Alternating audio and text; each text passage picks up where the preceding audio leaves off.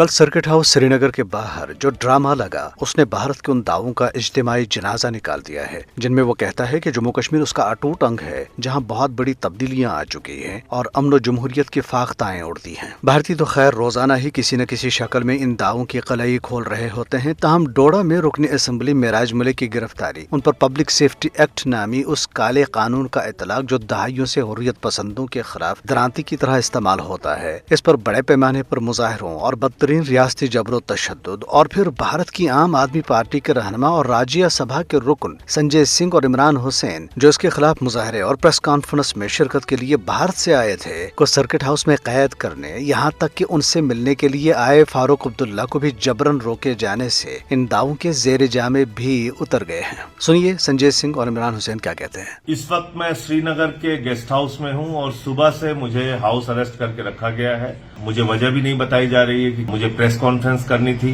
एक धरना था जो शांतिपूर्ण तरीके से हमारे साथी धरना देना चाहते थे, उस धरने में मुझे शामिल होना था। जब मैंने ये कहा कि ठीक है धरने पर मत जाने दीजिए, मुझे कम से कम प्रेस कॉन्फ्रेंस करने दीजिए, अपनी बात कहने दीजिए, उसकी भी इजाजत नहीं दी गई।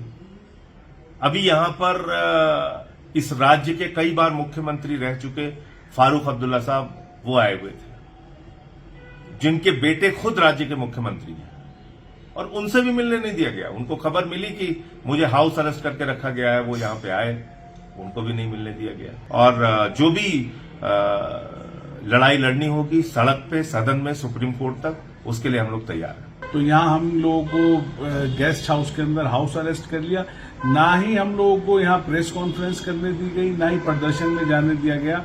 तो ये तो एक सरासर मैं समझता हूँ कि ये तो डेमोक्रेसी को कुचलने का काम जो एलजी द्वारा बीजेपी कर रही है, ये बहुत दुर्भाग्यपूर्ण है। याद कीजिए 13 जुलाई यौम शोहदा के मौके पर उमर अब्दुल्ला और महबूबा मुफ्ती को मज़ार शोहदा जाने से रोका गया था। 5 अगस्त समेत कई मौकों पर उन पर पाबंदियां लगाई गई। हत्ता कि 2019 की आईनी जारहियत के बाद राज्य सभा में उस वक्त के अपोजिशन लीडर गुलाम नबी आजाद को भी इसी तरह श्रीनगर आने पर महसूर किया गया था। जब भारतीय सियासी रहनुमाओं और अरकान पार्लियामेंट को भी कश्मीर में यूं महसूर किया जाता है तो ये वाज़ह होता है कि मोदी सरकार के अमन व जमहूरियत के तमाम दावे हंडिया बीच चुराहे फूटने के मुतरादिफ हैं।